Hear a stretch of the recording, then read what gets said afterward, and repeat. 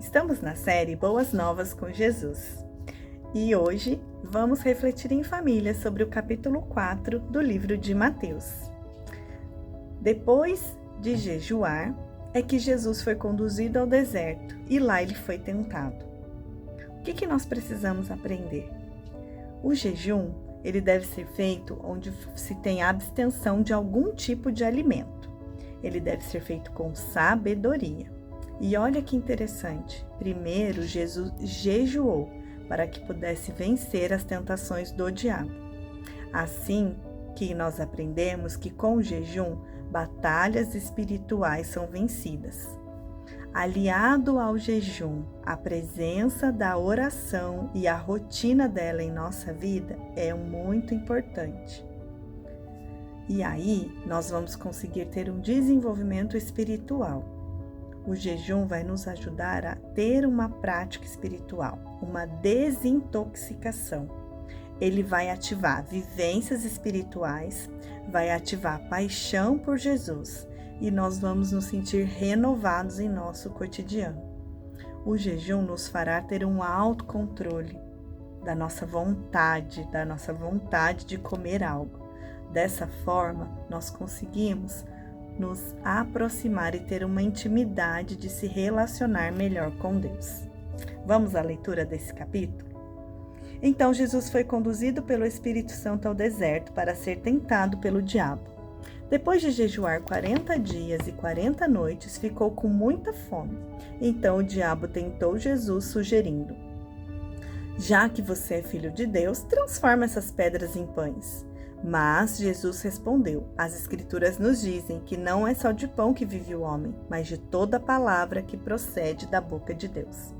No versículo 4, Jesus nos diz, então, que não é só de pão que o homem vive, mas de toda palavra que procede da boca de Deus. Olha a importância de conhecermos, de refletirmos, de meditarmos e de colocar em prática a palavra de Deus que está na Bíblia. Nos versos de 5 a 7, nós vamos ter aí onde Jesus pede para não colocarmos à prova o Senhor. Então o diabo levou a Jerusalém, a cidade santa, para o lugar mais alto do templo. Salte daí, disse ele, já que é filho de Deus, porque as Escrituras declaram: porque o Senhor dará instruções especiais aos seus anjos para o protegerem em todos os seus caminhos. Eles o apoiarão com as mãos para que você não tropece em alguma pedra no caminho. Olha como o mal é astuto, né? Astuto. Ele usa a palavra, a Bíblia, para tentar a Jesus. Fiquemos atentos à interpretação que nós vamos fazer do que vem a palavra, do que vem em nossa mente, do que as pessoas trazem para nós.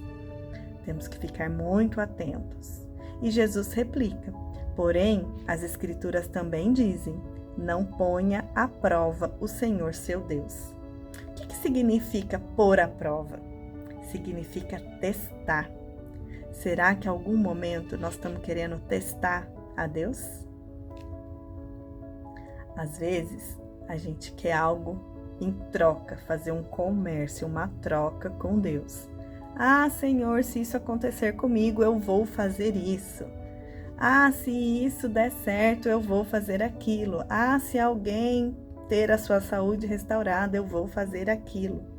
Será que Deus quer uma moeda de troca dessa forma? Ou nós temos que fazer com o coração aberto, batalhando, atendendo e aceitando a vontade de Deus em nossa vida? Nos versos de 8 a 11, vai trazer para nós: a seguir, o diabo levou Jesus a um monte muito alto e mostrou-lhe as nações do mundo e todas as suas glórias. Eu lhe darei tudo isso, disse ele, se você ajoelhar-se e me adorar. Jesus responde: saia daqui, Satanás, disse-lhe Jesus. As Escrituras ordenam: adore somente o Senhor, o seu Deus, sirva somente a Ele. Então o diabo foi embora e os anjos vieram e cuidaram de Jesus. Adore somente ao Senhor, o seu Deus, sirva somente a Ele. O que é adorar? É o ato de gostar de um modo intenso. está relacionada a um extremo respeito, reverência, uma forte admiração ou devoção.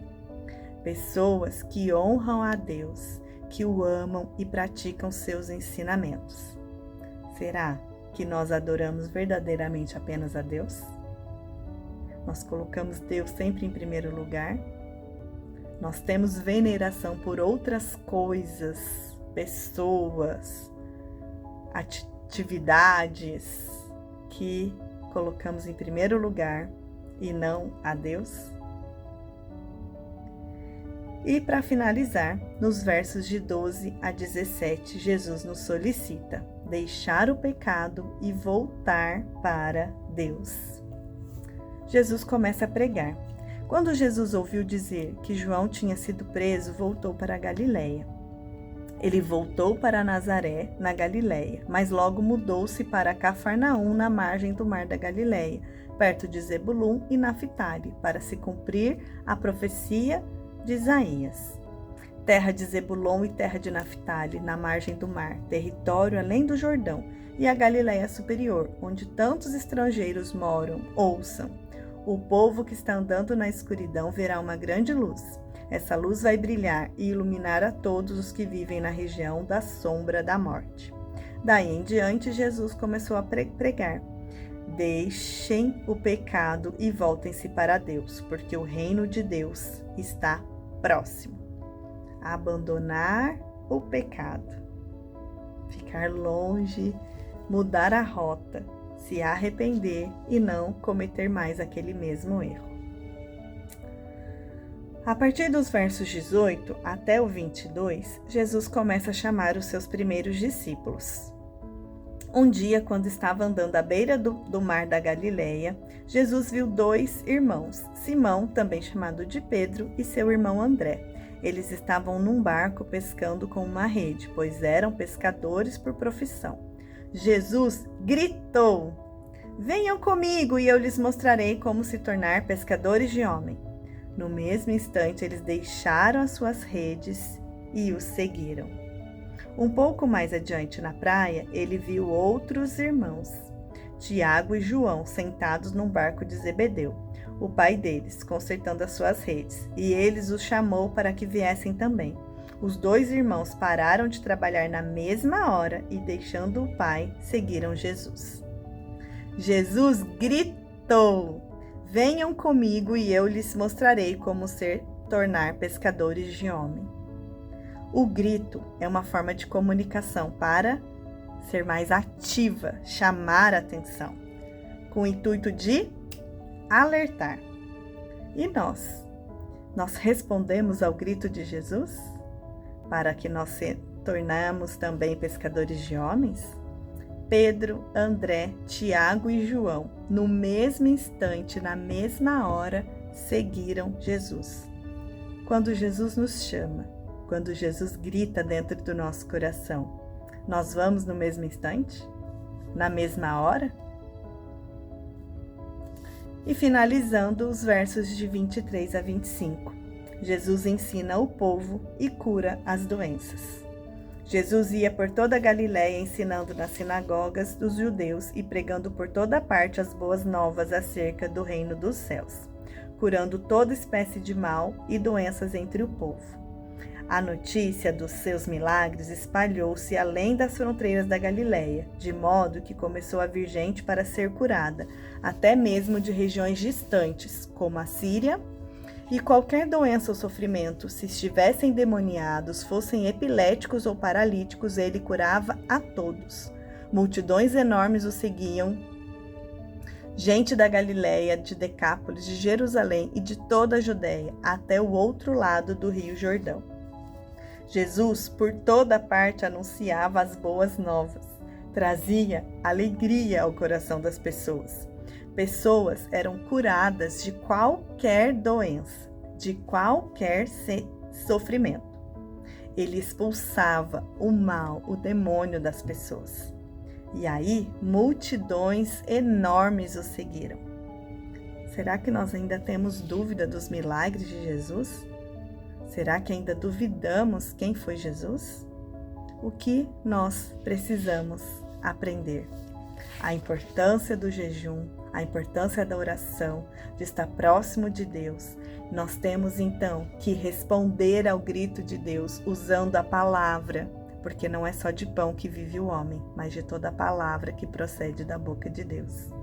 Nós devemos fugir das tentações, adorando somente a Deus. Não colocar Deus em prova.